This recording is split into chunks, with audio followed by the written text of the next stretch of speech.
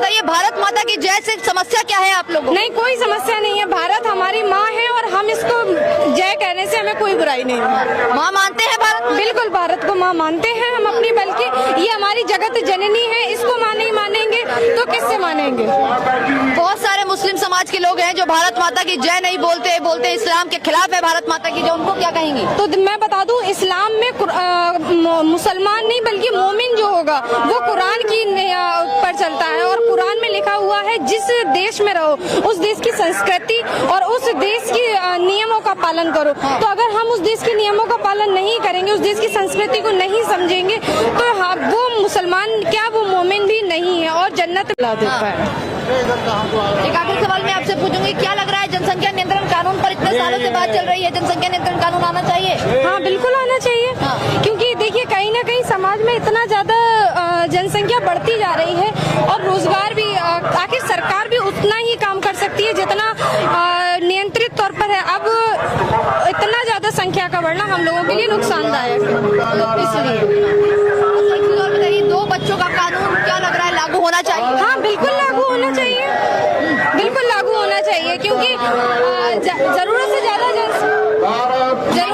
जरूरत से ज्यादा जनसंख्या बढ़ना हमारे देश के लिए नुकसानदायक है।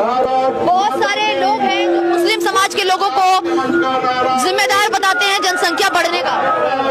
जी, कहीं ना कहीं ये बात सच है। मुस्लिमों की सोच पहले से ये रही है कि खाने के लिए कुछ भी ना हो लेकिन बच्चे बहुत सारे होने चाहिए। मानते हैं अभी? हाँ, ये बिल्कुल खाने के लिए कुछ भी ना हो लेकिन बच्चे बहुत सारे। जी, बिल्कुल बिल्कुल बिल्कुल।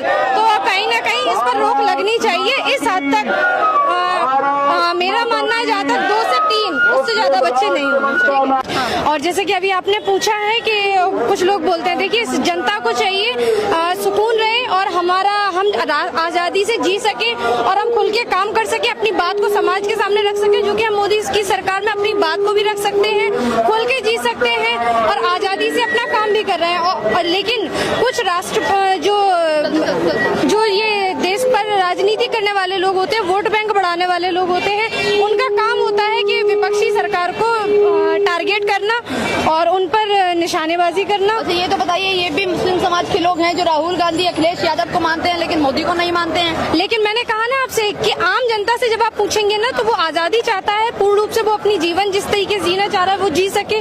लेकिन अगर वहीं आप राजनीति के लोगों को देखेंगे, उनका काम यही होता है कि वो निशाना साधे। तो वो कह रही है कि मुस्लिम जो है वो मोदी के सपोर्ट कर रहा है। जी हाँ, बिल्कुल भरपूर सपोर्ट कर रहा है। अगर सपोर्ट ना करता तो मोदी जी पूर्ण बहुमत से जीतते नहीं, और अभी आगे भी मोदी जी पूर्ण बहुमत से ही जीतेंगे। अच्छा, एक चीज बताइए, क्या समझे आपके इस बयान से कि मुस्लिम 2 गुटों में बट गया है, जो एक कांग्रेस वाला मुस्लिम है और एक बीजेपी वाले मुस्लिम है? देखिए, कहीं ना कहीं भटक तो गया है कुछ मुस्लिम अपनी राह से, लेकिन हम लोग यही करेंगे कि जो मुस्लिम भटक गए उनको सही रास्ते पर ले आए और वो अपने फिर से हम लोगों के साथ एकजुट होकर काम करें।